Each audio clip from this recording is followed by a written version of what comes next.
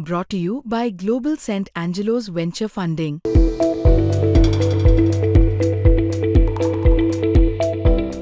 उद्धव ठाकरे यांच्या शिवसेनेच्या प्रतिनिधींनी काही गोष्टींवरती आक्षेप नोंदवलेले आहेत.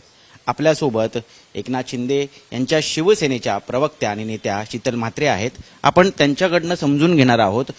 तुम्ही दिवसभरात बघितलं असेल काय गदारोळ झालेला आहे. आरक्षणाची सोडत तर झाली आणि एक ओपन महिला प्रवर्ग जो आहे हा आता मुंबईच्या महापौर पदासाठी आरक्षित झालेला आहे. परंतु म्हणणं असं आहे युबीटीचं की कुठेतरी याच्यामध्ये गैरप्रकार घडलेला आहे, सेटिंग झालेली आहे आणि त्यांनी खूप गंभीर आरोप या ठिकाणी केलेले. आरोप कोणी केले? त्यांच्या गटनेत्या, ज्या स्वतः आरोपी म्हणून बाहेर आहेत, ज्या स्वतःवर त्यांच्यावर 3-3 केसेस आहेत, त्यांच्यावर 420 या आयपीसी कलमाखाली त्यांच्यावर केस आहेत आणि ते 1 लाखाच्या जात मुचलक्यावर त्या बाहेर आहेत, बेलवर त्या बाहेर आहेत. आणि ह्या सगळ्या गोष्टी त्यांनी स्वतःचा जेव्हा फॉर्म भरलाय ना त्या फॉर्ममध्ये लिहिलेल्या नाहीयेत.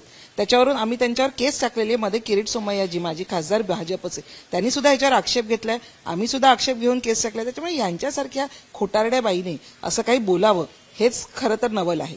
बरं, दुसरं त्यांनी जे आक्षेप घेतले त्या आक्षेपाचं कारण स्वतः माधुरी मिसाळ या ज्या राज्यमंत्री त्यांनी सांगितलं की कशा पद्धतीने आम्ही हे केलं. एकतर यांचा अभ्यास नाही, यांना काही माहिती नसतं, फक्त आरडाओरडा करायचा एवढंच त्यांनी काम केलेलं आहे. आणि जर त्यांना आक्षेप असेल तर त्याच्या आक्षेपांची नोंद घेतलेली आहे आणि निवडणूक अधिकाऱ्यांकडून किंवा ज्यांच्याकडे त्यांना जायचंय, कोर्टाकडे जायचंय, त्यांच्याकडून त्यांना उत्तरं मिळतील.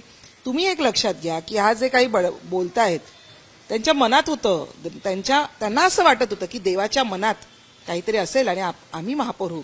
परंतु त्यांच्या जेव्हा लक्षात आलं की देवाच्या मनात असं काही नाहीये, त्याच्यानंतरची ही आदळआपट आहे आणि या आदळआपटने काही होणार नाहीये. लोकांना कळलेलं आहे आणि आता मला वाटतं मुंबईचा महापौर हा नक्कीच एक सक्षम महिलेच्या हाती जाईल आणि लवकरच कामकाजाला सुरुवात होईल. एसटी प्रवर्गाची 3 जागा जर आरक्षित असत्या तर या ठिकाणी मुंबईमध्ये एसटी आरक्षण हे लागू होण्याची चिन्ह होती. परंतु 2च आहेत आणि हा नियम जो आहे हा आधी का नाही सांगितला, अचानक हा नियम कुठनं आला, असे प्रश्न उपस्थित केले जातात. नियम अजिबात आत्ता आलेला नाही. नियम आधीपासून आहे. तुमचा अभ्यास कमी पडला, तुम्हाला हे नियम माहिती नव्हते.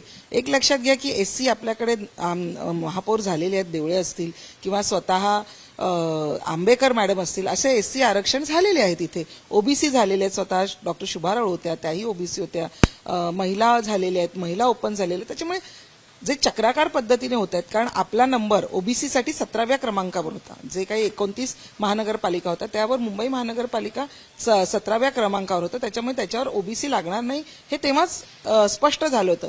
परंतु यांचा काही अभ्यास नसो, यांना सांगणारं कोणी नाहीये, यांना काही समजत नसावं, त्याच्यामुळे फक्त गदारोळ करायचा, गोंधळ घालायचा आणि अखंड तांडव करायचं आणि स्वतःच्या हातातून सत्ता गेलेली आहे हे जेव्हा त्यांच्या लक्षात आलं त्याच्यानंतरचं झालेलं हे अखंड तांडव आहे. रोटेशन पद्धतीवरती सुद्धा प्रश्नचिन्ह उपस्थित करण्यात येत आहेत. त्यांचं म्हणणं आहे की मुंबई महानगरपालिका तुम्ही एम धरला, बृहन्मुंबई महानगरपालिका आपण असं म्हणतो, त्यामुळे जर अल्फाबेटिकल ऑर्डरनी घ्यायचं झालं किंवा वर्णमाळा जर धरायची झाली तर मुंबई जे आहे हे वर यायला पाहिजे होतं आणि ओबीसी लागू व्हायला पाहिजे होतं. यापूर्वी सुद्धा 2दा ओपन झालेल्या होत्या, मग पुन्हा एकदा रोटेशनल पद्धतीत ओपन कसं काय होतं असा प्रश्न आहे.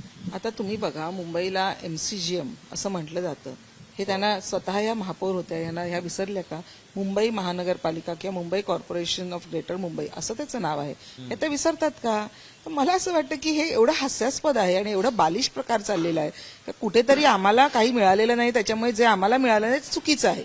हा त्यांचा जो प्रत्येक वेळेचा ओरड आहे आणि हे नक्राशू आहेत, हे नेहमीच त्यांचे असे वाहत असतात. यांच्याकडे लक्ष देऊ नका. हे पूर्ण 5 वर्ष हेच करणार आहे याची त्यांनी चुणूक दाखवली आहे.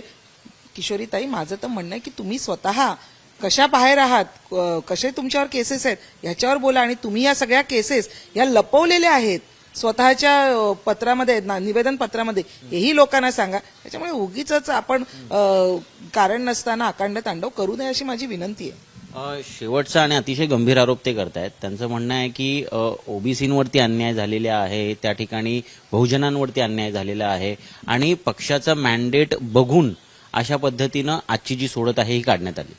का बरं ओबीसींवर अन्याय होईल? आमच्याकडे 29 नगरसेवक आहेत, त्यामधल्या जवळजवळ 19 ओबीसी आहेत आमच्याकडे. तर का ओबीसींवर अन्याय होईल?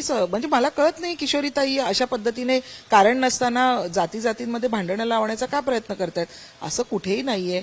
मला वाटतं गेल्या वेळेला ओपन होतं, तरी किशोरीताई तुम्ही महिला असून सुद्धा ओपनमध्ये तुम्ही महापौर झाल्यात, तेव्हा का नाही सांगितलं पुरुषांवर अन्याय होतोय, मी महिला आहे मी नाही होणार म्हणून, पुरुषांवर अन्याय होतो, तेव्हा सगळं चाललं. असं नसतं ना. बघा, जे काही पद्धती आहेत, ज्या काही कायद्यानुसार गोष्टी होतात त्या आम्ही केलेल्या आहेत आणि याच्यावर जर ऑब्जेक्शन असेल तर तुमच्यासाठी कोर्ट खुला आहे. तुम्ही जिथे जिथे तुमचं म्हणणं मांडायचं तिथे मांडू शकतात. त्याच्यात जर तथ्य असेल तर नक्कीच तुम्हाला त्याचा न्याय मिळेल. आरोपांवरून आणखीन थोडं पुढे जाऊयात. आता कुठेतरी शिवसेना आणि भाजप हे महायुतीमध्ये लढलेले होते, त्यांचा एकत्रित महायुतीचा महापौर बसेल आता जवळपास स्पष्ट झालेलं आहे. पण अजूनही तुम्हाला अपेक्षा आहे का किंवा इच्छा आहे का की या ठिकाणी शिवसेनेचाच महापौर बसावा, यासाठी काही बोलणी सुरू आहेत का? आम्ही महायुती म्हणून लढलो, महायुती म्हणून आम्हाला मॅन्डेट मिळाला आणि महायुती म्हणूनच आम्ही राज्य करणार. तर आता महापौर कोणाचा बसायचा, शिवसेनेचा बसायचा किंवा बघा, प्रत्येक पक्षाला वाटत असतं की आपला महापौर असावा, पण शेवटी ह्याचे निर्णय आहेत, हे आमचे वरिष्ठ नेते आहेत, आमचे शिंदे साहेब आहेत, फडणवीस जे आहेत, हे दोघं बसून घेतील आणि त्यांचे जे निर्णय असतील ते आम्हाला मान्य असतील. कधीपर्यंत मुंबईला महापौर अधिकृतरित्या त्या ठिकाणी विराजमान झालेला पाहायला मिळेल? मला वाटतं, मला जेवढी माहिती आहे त्यामध्ये असं सांगितलेलं की 31 तारखेच्या अगोदर कोर्टाने जो निर्णय दिलाय की 31 तारखेच्या अगोदर महापौर बसणं अपेक्षित आहे. तर मला असं वाटतं की त्याच्या आधी नक्कीच महापौर बसेल.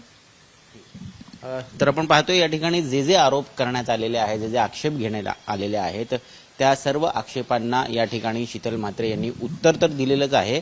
त्याचबरोबर त्यांनी सुद्धा काही गोष्टी समोर आणलेल्या आहेत आणि आरोप केलेले आहेत. आता या आरोपांना स्वतः उद्धव ठाकरे यांची शिवसेना कशा पद्धतीने उत्तर देते हे आपल्याला पाहावं लागणार आहे. कॅमेरा पर्सन महेश मोरे सोबत मी ऋत्विक भालेकर, मुंबई तक.